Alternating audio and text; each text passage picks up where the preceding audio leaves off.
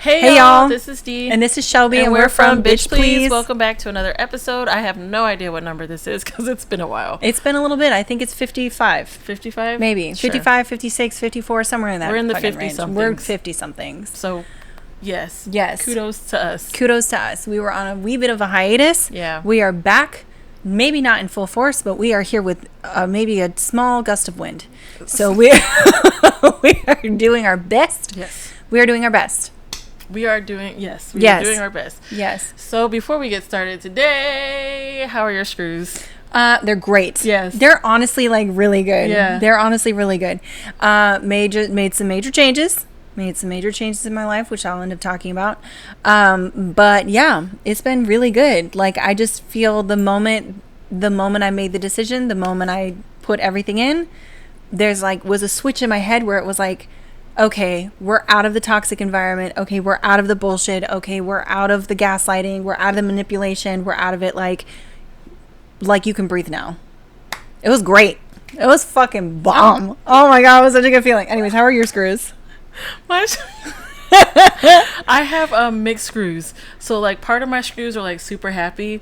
The other part of my screws are like, girl, we're just tired. We're trying to get there. So I'm not in a bad space. Like I'm in a good place today. Like I feel mentally I feel good. Physically I hurt a little bit, but mentally I'm in a really good spot. Yeah. Which that's pretty good considering the last couple of weeks both haven't been matching. Yeah. So at least I'm having like, you know, both had been matching was what I meant to say. Yeah. So I'm glad that right now I am in today is good. Yeah. Yes. Yeah. Today is good. And I will also talk about, you know, changing some things in my life. Changing some things in our lives. I mean, we can talk about that now. Right, let's get into it. Yeah. So we quit our job. We quit our jobs. We are no longer forensic autopsy technicians. For me, it's very sad. For me, it was sad. The fact that I'm no longer doing the thing that I loved doing and that I really enjoyed doing, and I really wanted to make it a career, but probably the most toxic work environment I've ever worked in, and I didn't realize it was that bad until I left. So yeah, it's kind of like it was like a bittersweet moment, but when I tell you, when I drove out of that parking lot, I got the most overwhelming sense of like relief and joy, because I was like, holy shit, don't have to deal with any of the bullshit anymore. Yeah. It was sad, obviously, because like I love my job. Like I love doing that. But the thing is I know I can always go back to doing that because I did it. So like I have that. You can do it somewhere. I can do it somewhere. Probably won't be there. I will never step foot back in that place again. Like that was wild. But yeah, so it's definitely, yeah. No, I get it. I also felt like the same in a sense, because I had that like, damn, you know, this is what I've been wanting to do for my whole life. You know, I wanted to make a career out of it, even though realistically that wasn't going to happen. Yeah. Just because there was no growth. There's no nothing movement. To move to. Yeah. There's nothing to really look forward to. I mean, it looked like pay wasn't going to go up in my end. You know what I mean? Yeah, so it just was that's like, true. It just, there wasn't really a whole bunch of things to look forward to on top of all of the other things that were kind of going on. Yeah. On one hand, with just kind of the things that were going on with me physically, it wasn't great. So I felt a sense of sadness, you know, while I was everything leading up to, and literally got around the corner and I was just like, hell yeah. Hell yeah. Yeah. I'm sad because again, loved that job. Definitely like that. I loved what I did. Yeah. Loved it. Really did. Made some really great connections with people. Yeah. Reason why we're even friends. Exactly. is because of that together. job. Yeah. So it's like, you know, had some great connections, had some really good times for the length of time that I was there. But, you know, after a certain point, it just gets to be, you have to move on, especially when you're miserable, you're waking up every day like, ugh.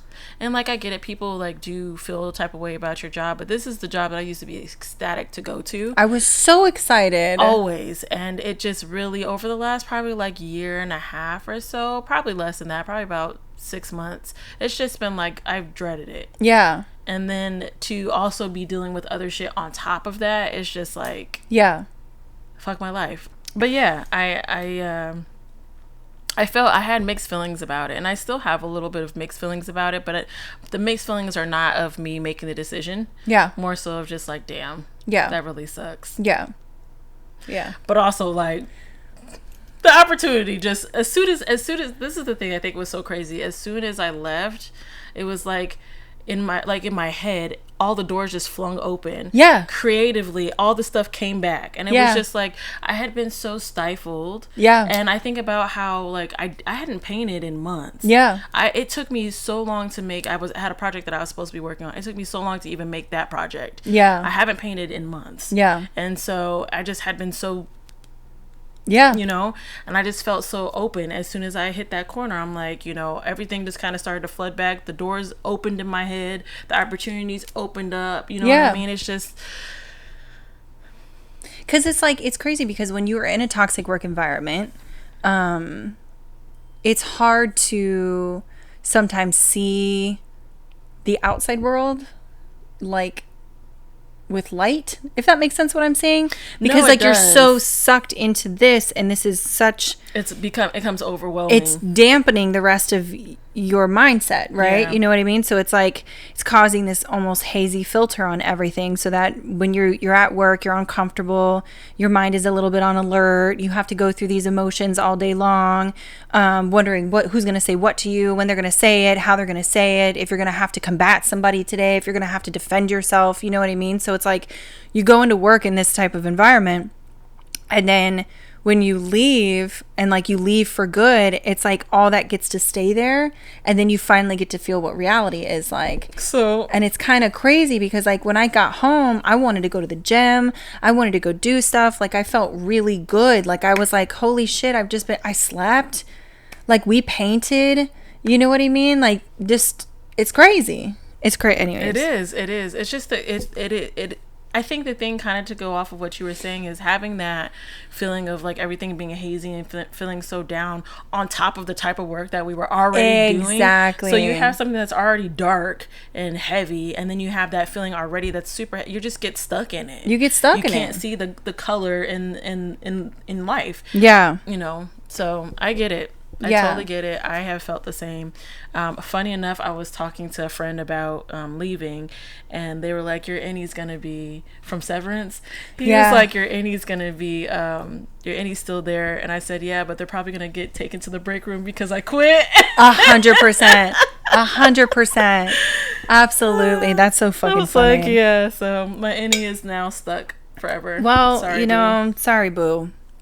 Sorry, boo. You get to deal with all the BS that's there. Yeah. But it was so funny last night, like when we were hanging out, and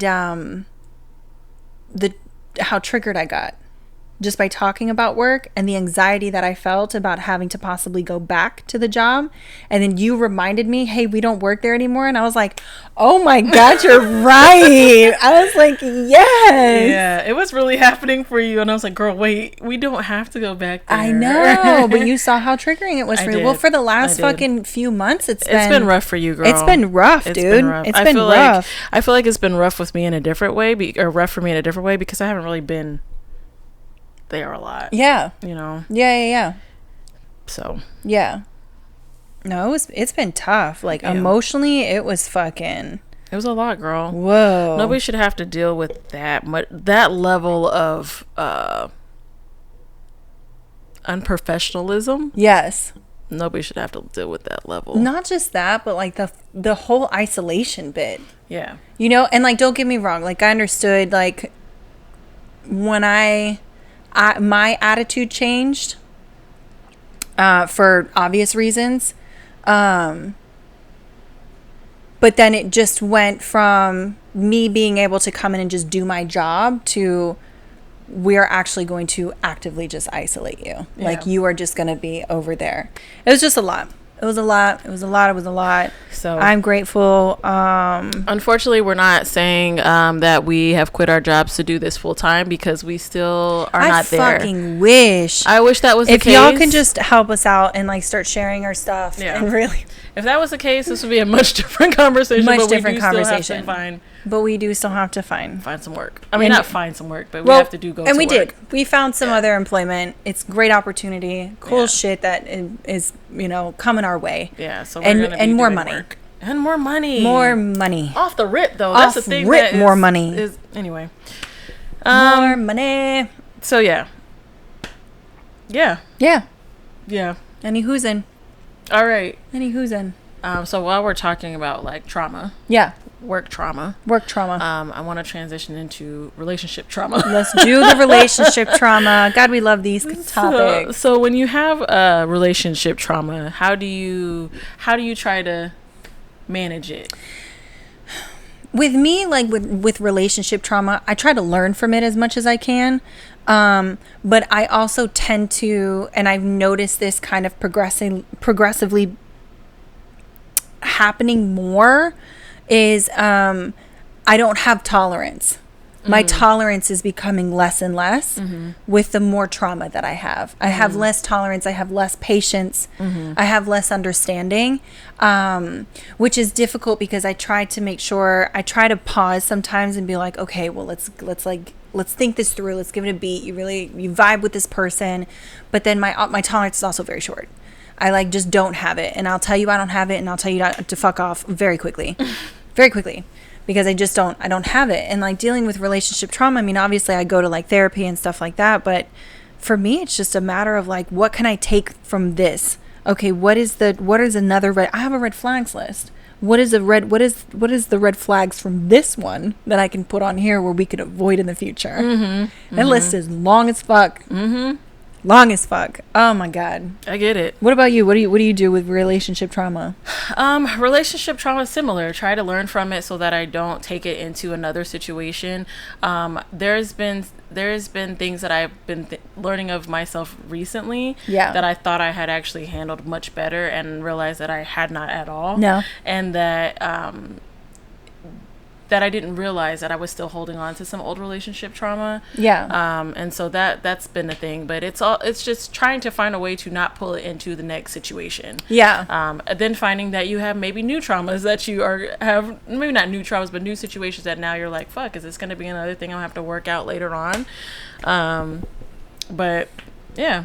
Trying to learn from it, trying to find ways to move past it, trying to find ways to see it right out the gate. Yeah. Because that's something that, just dealing with certain types of people, you're like, okay, I know what this looks like. I know what this looks like this. Like, it's not going to just surprise me anymore. No. Like, I know what it looks like. No. I mean, you have to be real crafty to surprise me now. You have to be super crafty to surprise me now, but like, before I might have just missed it. Or I might have just been like, well. I mean, sometimes I'd be walking past it and I'd be like, you know what? Maybe I can deal with it. Girl, sometimes that flag be right in my face, and I'd be like, anyway. So what's next? What's next? What are we doing now? Yeah, so it's just trying to, learn from and move from and recognize that trauma in every situation I could possibly, not necessarily the trauma, but the flag. Yeah. In any possible way that I can find it, so that I don't get caught up on some bullshit again. Exactly. So I don't have to heal from trauma later on. It just makes me not...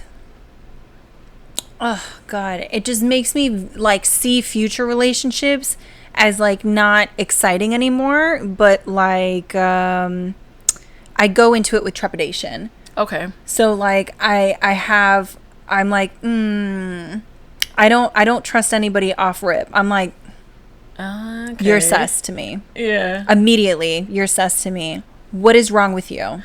Girl, that's immediately where my brain goes. There's something wrong. I know it's there. Holding you back. Literally, my trauma holding me back. There's something wrong with you. I know there's something wrong with you. I don't want to deal with it. What is it? And immediately, like, that's just how I am immediately. Yeah. And I know that that's where I'm at now, which is the reason why I'm like, I don't want to fucking date. No, that's fair. I don't want to date. I'm not interested in dating. I'm cool with a little sneaky link. I don't want to date. Yeah. Other than that, I'm like, I just don't have it, because you can come to me fully ready, fully potential. You can come fully potential, and I'll be like, there's something wrong with you. I'll be like, what is it? You don't feel like that with like possibly going out into the dating world? The idea of dating is, I've not been a fan. I've never been a fan. I absolutely hate the process of dating. I always have. I have not had like a whole bunch of partners that I've been with. I just like relationship wise. Otherwise, yes. Relationship wise, not so much. Just because I understood. So the idea of doing all of that sucked to me to begin with. Yeah. I'm open to it. I am wanting to do it at some point. Unfortunately, right now, it's just I'm not focused on that. Yeah. I'm just not focused on it right now. I want to be, I do, but I just can't right now get there. I get it. And so that's kind of where I'm at for dating. When everything gets settled, different topic. She about to be out in these streets, bro. Can't different wait. Topic, but right I can't now, wait because I'm gonna live vicariously through her because that will not be me. I can't. See, I was excited to date, and here's the reason why I was excited to date, especially right after my divorce and splitting up from my little situationship that was very toxic and terrible. But I was excited to date because I met my ex-husband when I was getting sober. So prior to being with him, I didn't date. I fucked. So it was just like, I met you, we didn't go out on dates. I didn't get to have the pick you up in the car and take you out to dinner and buy you roses, which doesn't even really happen now, to be honest with you. You know what? Depends on who you do with. You know what? Thinking about it, you know what? Now that I'm thinking, hold on a second. I just had an epiphany. Now that I'm thinking about it, since I have started dating, I have maybe been taken out to eat, like on a date, maybe like 3 or 4 times.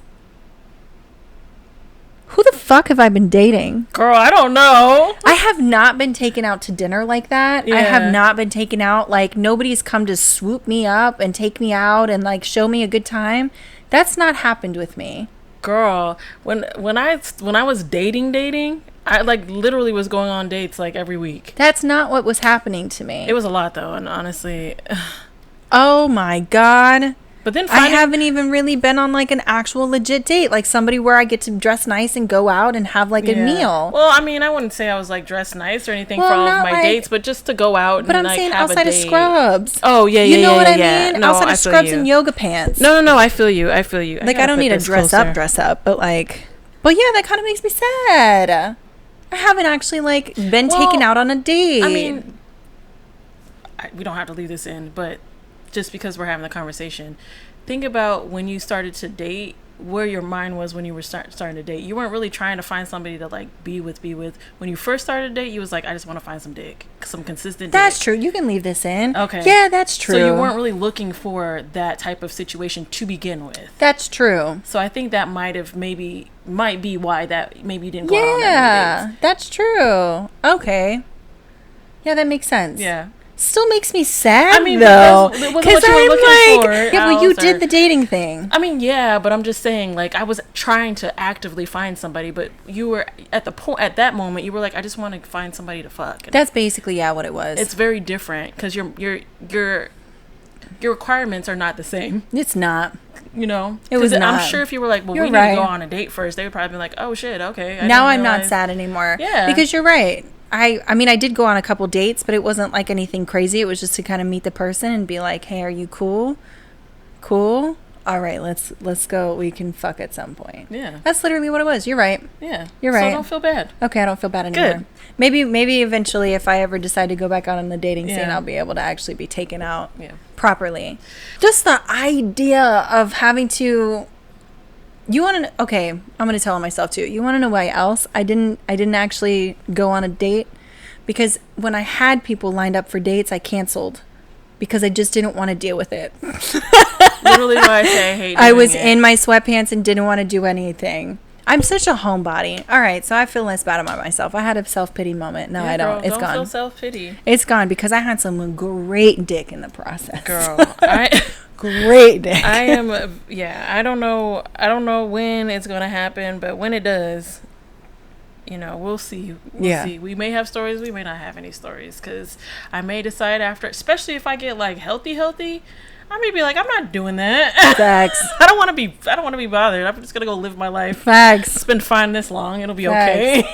Facts. Who knows? We'll see what happens. I'm not pressed about any of it. We'll see what comes along this way. I'm not pressed. I hopped on Bumble just for funsies because I was bored, and And then I got off real quick because I was like, this is annoying. That is the one site that I have not used before. It's actually, I think Bumble's actually really cool. And the reason why I think Bumble's cool is because it's all up to the woman. Okay. So when you match with somebody, they can't message you. Okay. You have to be the one to message them first.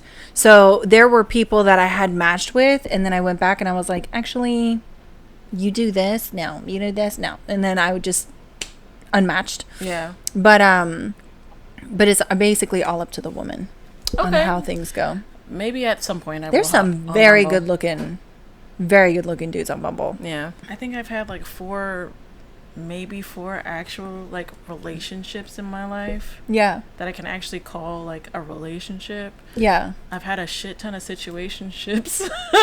Girl, had a lot of situationships, bro. They be really just. Some of the situationships lasted longer than some of the relationships. Girl, I'm saying. Oh, Lord. Can't really say that I was married and in a relationship for 10 years. Well, but that's been my story. Girl. But talking about like just being in relationships and just like men in general, I think I heard somewhere, I think it was like on Instagram or whatever, but they were talking about like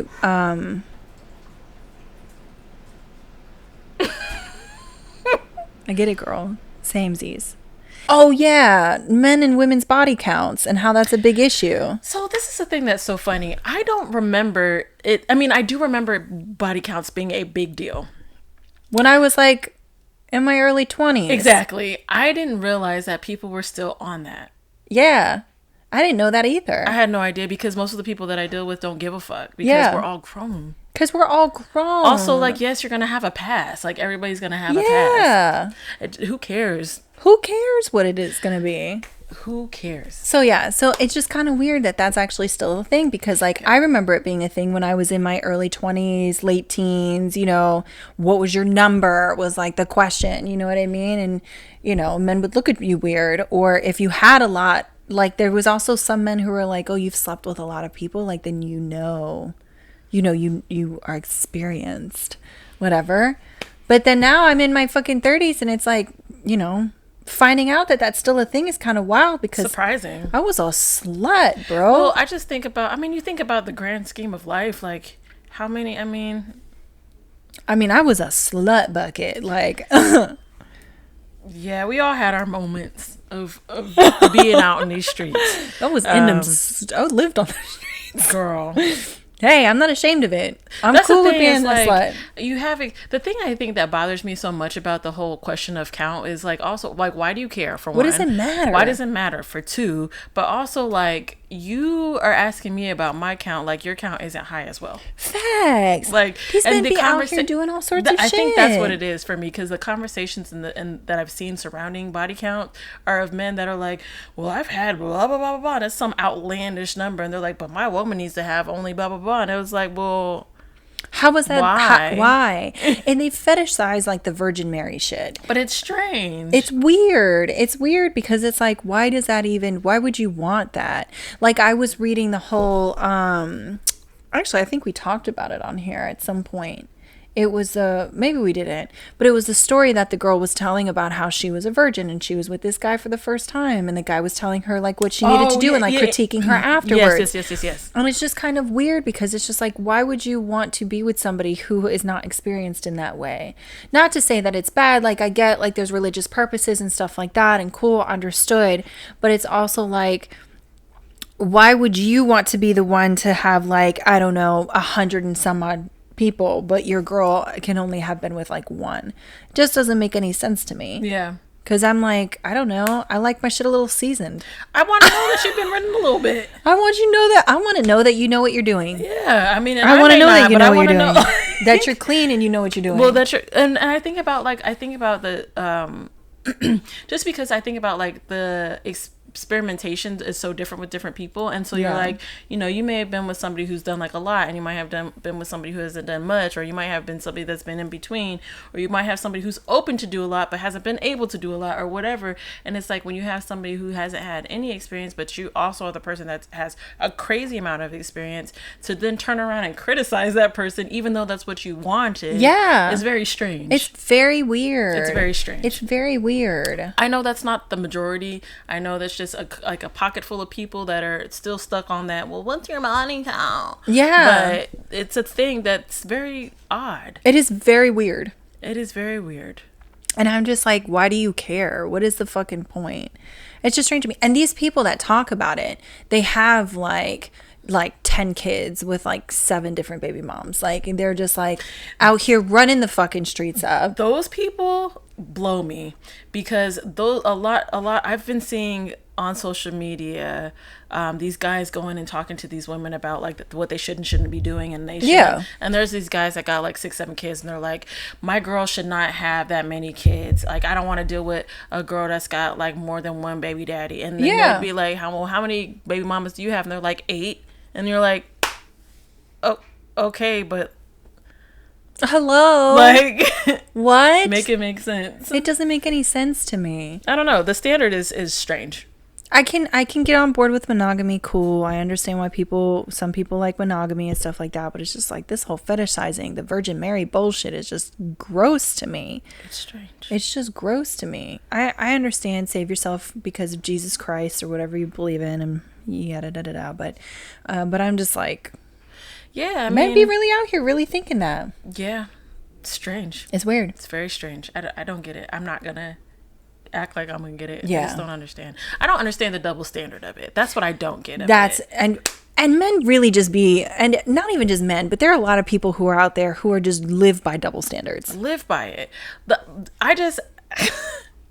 I don't never understand how you could be out talking about some, man, you know, I see so-and-so always in the streets, as you're out in the streets. As you're actively in the streets yourself. I can't stand Makes when I do no sense. as you're actively doing da-da-da-da. Like, what? Yeah. Like, so it's okay for you to do it, but it's not okay for them to do it. And why is that? Fags.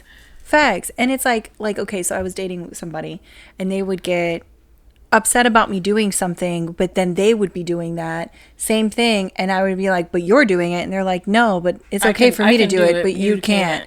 The double standard shit makes me want to really just lay some hands on some people. Because it's absolutely frustrating. It's like, oh, you could do it, why can't I? I can also do it. Yeah? Oh no? Why? Like, explain that to me. Yeah, it doesn't make sense. It doesn't make any sense. It's so upsetting, bro. It's so upsetting. And double standards happen all the time. It happened in the workplace. It happens in relationships. It happens all the time. In everything. All the time. And it's just like, oh my God, I'm such a equality.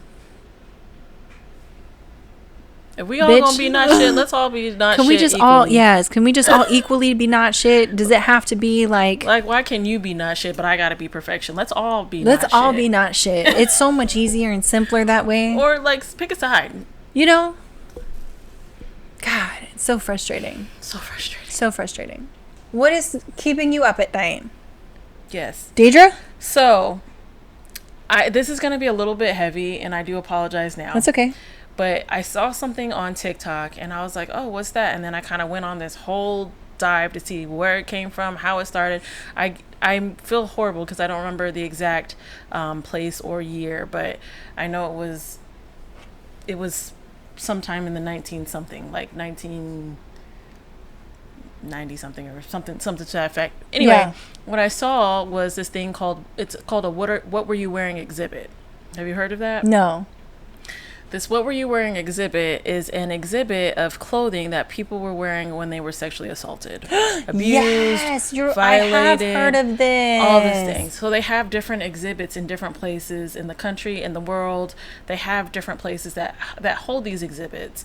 And I don't remember where it originated. It originated somewhere, and then they kind of started doing it in other places. But these exhibits are so sad. Oh no. These are clothing, so it's just the clothes, and then you might have like a little story of what was the situation, Yeah. what was happening in their lives. And you would see clothes from like, the majority was women, but there's also men's clothes in there as well. The thing that was very sad to see is you have clothes of all ages. Yeah. So you might have somebody who threw a onesie up there. Yeah. Somebody that had a little diaper set on, Yeah. or something like that. You might have some underwear, like some little boys, like boxer briefs or something like that. You have like just somebody's work uniform, or they had different outfits in general, because they were wanting to make awareness about this whole issue of how a lot of times when there is sexual assaults, and they're always or asking the victims, what were you wearing? Yeah. And so that whole thing came of that. Yeah. Super, super dope idea. Exhibit, very meaningful, very powerful, but like just really rough to see. Yeah, I bet. You do have those clothes of kids. Yeah. You have clothes of any type of person, and it didn't really matter what they were wearing. These aren't outfits that were like, very revealing outfits, even though that wouldn't matter, but you know what I mean? Like, these are outfits that are like t-shirt and sweatpants. These are like a work uniform. These are like a swimsuit, some scrubs, like, overalls, and it was very wild to see, and that kept me up a lot, because I was looking at the exhibit for one, and I was reading some of the stories, because the reason why this whole thing even started was there was a wedding dress. Oh, that one was wild. So the story behind that one, because this was how I even got to this. Yeah. The lady put her wedding dress in it, and it was because that night, the night of their wedding, her husband and all of his friends. No. All of them.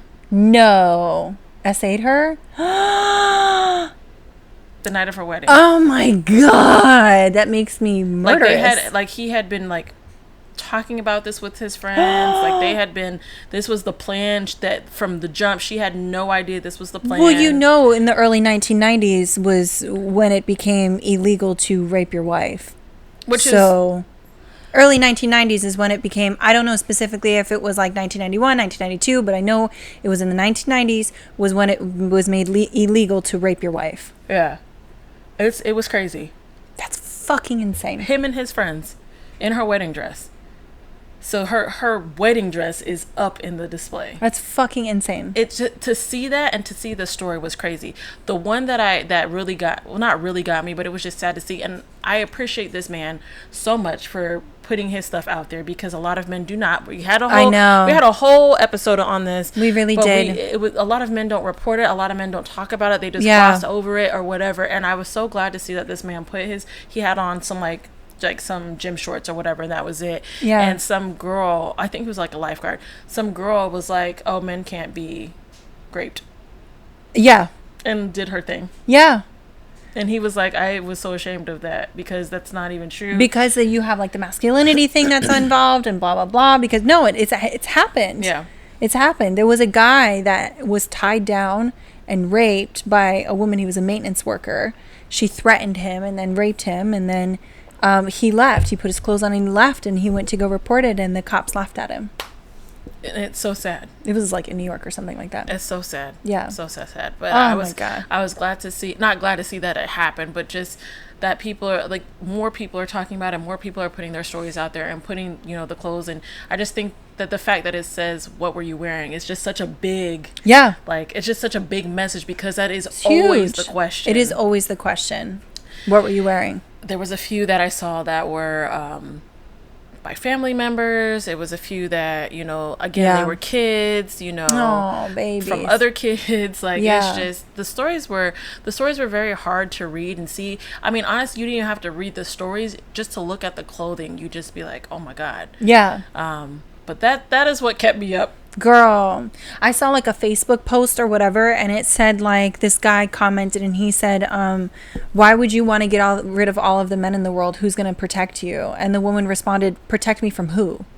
Because if they're gone, who do I need protection from? Don't get me wrong. Like, there are women who are out there who essay and who do that, but primarily it is done by white males. Primarily, sexual assault cases are done in the United States by white males.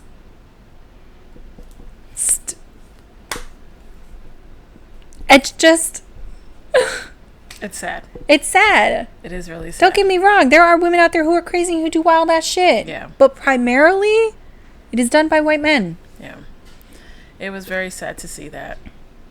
That sucks, man. Yeah, it was wild because I just couldn't Well, stop. now I'm going to go look. Yeah, because I couldn't stop. Because the reason, like I said, the reason why it even came to my attention is because the wedding dress one is what came up. That's crazy. And that took me on a whole rabbit hole down to see what it was. Other places that had the exhibits, looking at those places and those stories. Crazy. And they wonder why women snap. Because honestly, I probably would have tried to kill everybody in there. I would have had to. I would have absolutely You've been planning tried to with your homeboys that y'all was going to rape me? The whole time? On my wedding night? On my wedding night. Oh, you can't be safe anywhere sometimes as a woman. The thing that is so scary about that, which reminds me of homegirl that was getting freaking... Her husband set it up to have her be taken advantage of by these men. Yeah. Oh. Giselle, the French woman. Yes, yeah, the French. People that are supposed to be there to protect you. Yeah. Are setting you up for failure. That shit is rough. Like, that has to fuck with your psyche so bad. It does. And that actually happened to another woman. It occurred to another woman as well, where the husband was doing the same thing. I cannot remember the name of it. I will try to find it and remember it. But it happened to another woman. This is actually a thing that's, like, happened before. And I'm not gonna lie, like, if something happens to the man but behind this, I'm not even like, hey girl, you did what you had to do. Yes. Honestly. Because homegirl with the wedding dress and all of his friends, if she would have taken every single one of them out, I'd been like, hey girl, you were justified. I was watching something on Netflix. It was like one of those prison documentaries or docuseries or whatever. And the woman comes on and it's like, I am a killer. And she starts describing what happened. And she was like, my husband beat the shit out of me all the time. I was terrified. I was terrified for my kids. I was terrified. She's like, I'd be happy to do 40 years in prison if it means that my kids are out safe and he's no longer walking this earth. And I'm like, yeah, why are you in prison? Yeah. Okay, cool. You killed a man who is maliciously harming you and your children. There's got to be some sort of like self-defense or something like that. But no, there's a lot of women in there. There's also a lot of women in there who's just fucking crazy. There's a lot of people who are just people. Some people are just not right. Mm-mm. But mostly it's men doing this shit. Girl. Some of the snap but I understand. Some of the snap ones, I was like, yeah, why he did that though? Yeah, some of the snap ones make sense. But some of the snap ones, you're like, girl, you were just nuts. You were just nuts. There was too many people on this planet for you to be pressed about this one man. But I just think about how, the guys that were reporting and things like that were not being taken seriously. And like, I'm curious if in those situations, if the woman was even, charged with anything. It was just it's really sad to see because most of those people, men and women that were the aggressors, did not have anything done to them. Nope. It's kind of crazy. It's very sad. Oh my god. But we won't get into that whole thing because we already did a whole episode on sexual assault. So. Sex. We really did. But yeah. That's crazy. I gotta look that up now. Please do. I will. It's gonna make you cry. Yeah, probably. I could use a good cry because though. There is all types of just clothing on there that is just like, you're just like, what? I could use a good cry. One of them, sorry not to keep talking about it, but there was one that I was very proud of this person because I don't know if it was woman or man, I just don't know. But it was a blue shirt and like some jeans, and anytime they wore a blue shirt and jeans, they were always like raped every single time. No way. Yeah, it was really strange because I was like, how does that happen? Yeah. So they used to be terrified to wear blue shirt and jeans, and they stopped doing it for a very long time. And then they started to find a way to be like, no, this is my power because I was able to push through this shit. Yeah. I'm not going to let this stop me from wearing, because apparently they looked great in blue. So they were I bet they did though. Yeah, so they were like, I'm not going to let this like stop me from living my life, but also looking my best. Yeah. So, why not? Why not? Can't let them have the power. Yeah. So I thought that was really cool. But it's just, you see some of those stories and like a lot of them are still dealing with the fallout of that. Yeah. What's crazy? I pictured mine. What were you wearing? When I was looking at that, I also pictured mine. Yeah. And I remember that I would have been one of the people with children clothes up there. Yeah. Yeah. Well, I'd have children clothes, but I think the stark thing that comes out for me was, and it's so funny, you can leave this in too. It was funny because I was actually talking about this with somebody and I can't remember who I was talking about it with, but I was also streaming and I forgot I was streaming. So I was talking about this while I was streaming, and I was like, well, it's out there anyways. It's not like I'm not going to say it to anybody, you know, I wouldn't say it on the podcast. But when I was like 17, I lied to this guy and said I was older, and said I was 19 or whatever. And I wanted to be such an adult so bad. And I would go to his house, and he would give me a glass of wine. And I was young and didn't think about it. You know, you're taught these things, but like not really taught them. I didn't think about it. I just wanted to be, you know, older. And I was wearing jeans, and I remember this black and white. Do you remember how the shirts that used to be in style that was kind of like, it kind of goes around like that, but then it was like hung down a little bit? Yeah. You know what I'm talking about? Yeah. It had so that, I had like thing it had here. Yeah, and it was just like it went right across like that, Yeah. like just went all the way around, and then it just hung down and was like kind of loose, and I wore jeans and I wore boots. Yeah. And no, I was wearing sandals, and it was this black and white shirt, and I'll never forget it. He used to drug me, and I didn't know he was drugging me. I went there maybe 3 times, and I didn't realize it because I thought the first time I was like, wow, this wine, I must be a lightweight, is what I said to myself. Went back again, it happened again. And then after the 3rd time, I was like, I was talking to somebody about it, and they were like, girl, don't go back. And I was like, what do you mean? And they were like, you're being drugged. And I was like, what? I thought it was just wine. No, I was. And the thing is, I didn't even know what was happening, because we would end up, you know, having that happen, and then I'd come to, and I'd be like, well, how long have I been here? Yeah. How long is this? Well, did I fall asleep? Yeah. Yeah, it was kind of wild. Girl. It's kind of wild. What were you wearing? Yeah. You will find everything you need to find. That's crazy. Yeah. If you Look it up, check it out. Yeah, go on some Googles. You can find it on TikTok, but also do some Googles. You'll find out, you know, foundations and places that it's at. It's at actually some universities and things like that as well. Yeah. Nice. I think the one I saw was University of Toledo? Tulsa? It was somewhere with a T. Okay, cool. Look it up. See the information. All that good stuff. That's crazy. Okay. Well. All right. Well, thank you guys for another episode. Yes. Thank you guys for being here. We appreciate you guys for coming in. Sorry it's ending on a sad note. I don't have anything to say about what's keeping me up at night. Trying to think if there's something happy I could end on. No, it's okay. It's the way the world is. Because what's keeping me up at night is the fact that I'm losing my rights every single day. Oh, well. One by one. I'm just losing more of my rights, and so eventually I'm gonna have to stay inside, or they're gonna kill me because I'm just a divorced woman with no fallopian tubes. So anyways, thank you for being here. We appreciate you guys and all your support. Like, share, follow, subscribe, all that good shit. You know, we would like to do this full time at some point. So if you could just, you know, actually share those things and let other people know about us, that would be wonderful. Well, yeah, thanks for being here. Bye.